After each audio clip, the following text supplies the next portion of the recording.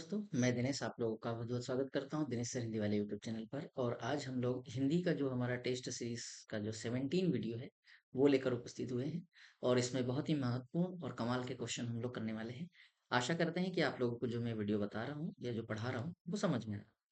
तो चलिए शुरू करते हैं बिना विलंब किए हुए। आज का पहला प्रश्न है हमारे पास क्वेश्चन नंबर 1, मतलब 191 नंबर का।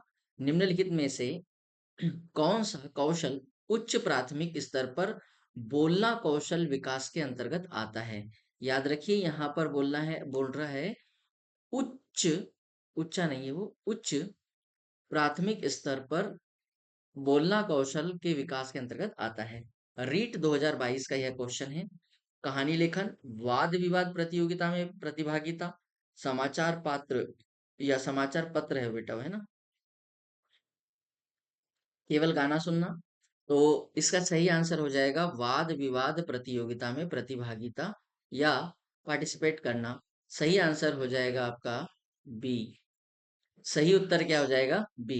क्वेश्चन है 192 नंबर का। भाषा अधिगम के आधार पर या भाषा अधिगम के आधारभूत कौशलों पर अधिकार प्राप्त करने के लिए बच्चों को वाक्यों के जिस तरह के नमूने सीखने चाहिए वे क्या कहलाते हैं? फिर से क्वेश्चन है, भाषा अधिगम के आधारभूत कौशलों पर अधिकार प्राप्त करने के लिए बच्चों को वाक्यों के जिस तरह के नमूने सीखने चाहिए वे क्या कहलाते हैं? उद्दीपन, आत्मसातीकरण, संचार या समूह अधिगम। तो उसको कहते हैं बेटा संचार। क्या कहते हैं उसको? संचार या कम्युनिकेशन। तो सही आंसर क्या लगाएंगे? सी।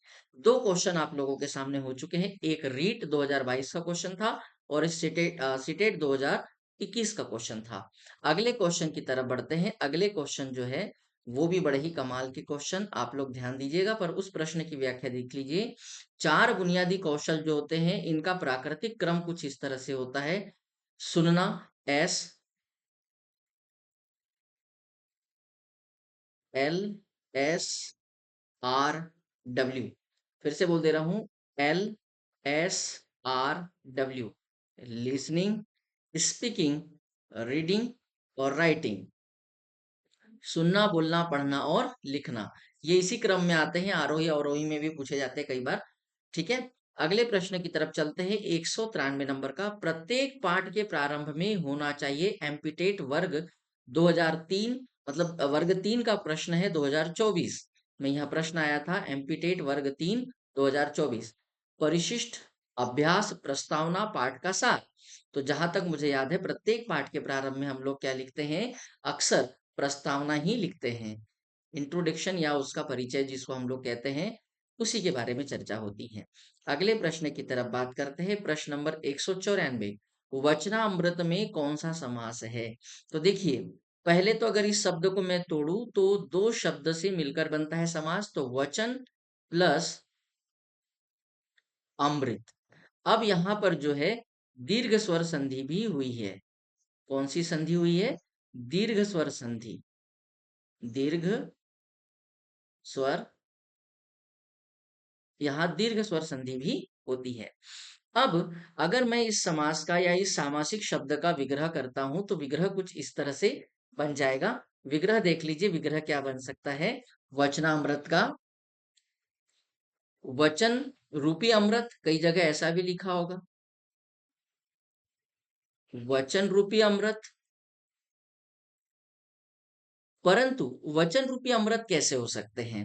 पहले हमें उपमान को रखना पड़ेगा, फिर उपमेय को रखना पड़ेगा, है ना। तो सही होता है, इसका जो विग्रह होता है वो होता है अमृत रूपी वचन।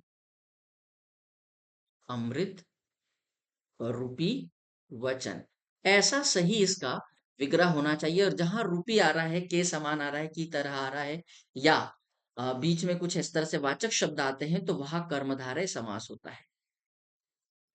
कौन सा समास होता है? कर्मधारय समास होता है। तो यहाँ हम लोगों ने उत्तर क्या चयनित किया? कर्मधारय समास। मतलब हमारे पास उत्तर हो गया ए। अगले प्रश्न की तरफ चलता हूं। प्रश्न उसी से जुड़ा हुआ प्रश्न है। यूपीएसएससी फॉरेस्ट गार्ड 2018 का यह प्रश्न है। वचनामृत समस्त पद का विग्रह क्या होगा? अमृत रूपी वचन, वचन रूपी अमृत, अमृत जैसी वाणी, वचन रूपी अमृत। ये 2 बार रिपीट हो गया है, पर इसका सही विग्रह जो है अमृत रूपी वचन होना चाहिए। ऐसा आप लोग सही लिख सकते हैं, ए आंसर दे सकते हैं। अब हो सकता है उन्होंने यूपी वाले ने वचन रूपी अमृत लिख दिया हो, है ना? यह वाणी कर लीजिए, ठीक है? तो उन्होंने क्या है, बी आंसर दे रखा था। यूपी में इसका आंसर जो है बी दे रखा है। परंतु सही जो है उपमान और उपमेय की अगर बात करें या विशेषण और विशेष्य की भी बात कर लें, तो यहाँ पर अमृत रूपी वचन होना चाहिए। जैसे क्रोधाग्नि, तो अग्नि रूपी क्रोध होना चाहिए, क्रोध रूपी अग्नि नहीं होता है। जैसे नरसिंह, तो सिंह रूपी नर होगा, नर रूपी सिंह थोड़ी हो सकता है। सही आंसर ऐसा होता है। जैसे नरसिंह लिखा, ये हमने नरसिंह शब्द लिखा, तो नर रूपी सिंह थोड़ी लिखेंगे, सिंह रूपी नर लिखेंगे। क्या लिखेंगे? सिंह रूपी नर। ठीक है, तो इसको बोलते हैं उपमान उपमेय के साथ लिखना। तो वहां पर हो जाता है कर्मधारय समास। आइए अगला प्रश्न फिर से देखते हैं। निम्नलिखित में से किस शब्द में एक से अधिक प्रकार के समास पाए जाने की संभावना है? व्याख्या भी मैंने पूरी यहाँ करके रखी हुई है, आप लोग स्क्रीनशॉट लेकर रख सकते हैं, डिटेल से समझ सकते हैं। जैसे पहला शब्द है वेद पुराण, तो क्या हो जाएगा? वेद और पुराण, द्वंद्व समास हो गया। यहाँ पर कौन सा समास हो गया? द्वंद्व। वचनामृत, तो अमृत रूपी वचन कर्मधारय समास हो गया। चंद्रशेखर, तो चंद्र है सिर पर जिसके, अर्थात शिव मतलब बहुव्रीहि समास हो गया। अब रह जाता है हमारे पास केवल और केवल चतुर्भुज। तो चतुर्भुज के लिए 2 उदाहरण बन सकते हैं। एक तो भगवान विष्णु को भी कह सकते हैं और 4 भुजाओं वाला समूह भी कह सकते हैं। इसलिए यहाँ पर द्विगु समास भी हो सकता है और बहुव्रीहि भी हो सकता है। तो हमारा आंसर जो अब यहाँ पर हम लोग चयनित करेंगे वो डी करेंगे। यहाँ पर देखिए, चतुर्भुज में द्विगु और बहुब्रीहि दोनों समास होने की संभावना है। विग्रह कैसे होगे? 4 भुजाओं का समूह द्विगु और 4 भुजा है जिसके अर्थात विष्णु, बहुब्रीहि समास।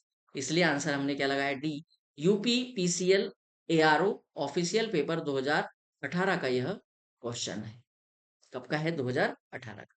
अगला प्रश्न देखिए, फिर से डिटेल के साथ भी बताने का प्रयास करूंगा, व्याख्या भी समझाने का प्रयास करूंगा। प्रश्न नंबर 197 है, तत धन शंकर। यहां पर पहले तो मैं बता दूं व्यंजन संधि हुई है। कौन सी संधि हुई है? व्यंजन संधि। क्योंकि इसमें त जो है वो बदलेगा आधे च में, और श जो है वो बदलेगा छ में। ठीक है, तो यहां शब्द हो जाएगा तछंकर। क्या हो जाएगा? तछंकर। ऐसा बन जाएगा। अब इनको जोड़ लीजिए। ठीक है, तो ये जो श है वो किस में बदला? छ में।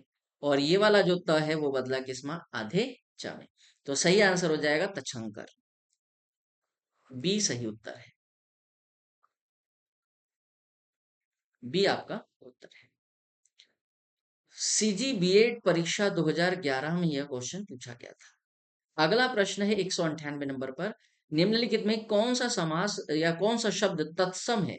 तत्सम मतलब आप लोग समझते हो ऐसा शब्द जो संस्कृत से यथावत ले रखा हो, संस्कृत भाषा से ज्यों का त्यों, ज्यों का त्यों हिंदी में ग्रहण किया हो। जैसे भालू, तो भालू जो है ये भल्लुक का बदला हुआ रूप है, मतलब ये तद्भव है। मैं इसको टीबी लिख देता हूं, तद्भव। हिरण, ये जो हिरण है ये हरिण शब्द का तद्भव रूप है, मतलब ये भी तद्भव हो गया। पाषाण जो है ये तत्सम है, क्योंकि पाषाण को अभी हम लोग क्या कहते हैं? पत्थर कहते हैं। ठीक है, और प्रस्तर भी कहते हैं पत्थर को। तो ये हो गया टीबी, सॉरी, और ये हो गया टीटी। टीटी मतलब तत्सम, और ये भी टीटी हो गया तत्सम। और बच्चा जो है ये तद्भव है, टीबी है। तो इसका हो जाता है तत्सम वत्स। अक्सर सुना होगा महाभारत में, इस शब्द से आप लोग परिचित होंगे। आइए थोड़ा सा व्याख्या भी देख लीजिए तो समझ में आ जाएगा। यहाँ देख लीजिए, भालू का क्या बन गया है? भल्लुक। अच्छा, आंसर मिल गया ना इसका आप लोगों को? इसका आंसर जो है वो सी है। भल्लुक, भालू का क्या बन गया? तत्सम भल्लुक। हिरण का क्या बन गया? हरिण। पाषाण, ये टीटी है। तत्सम, इसका तद्भव हो जाएगा पत्थर। बच्चा, ये टीबी है, तद्भव है, इसका तत्सम वत्स हो जाता है। अगला प्रश्न है 199 नंबर का। भाषा की सार्थक लघुत्तम इकाई इनमें से कौन सी है?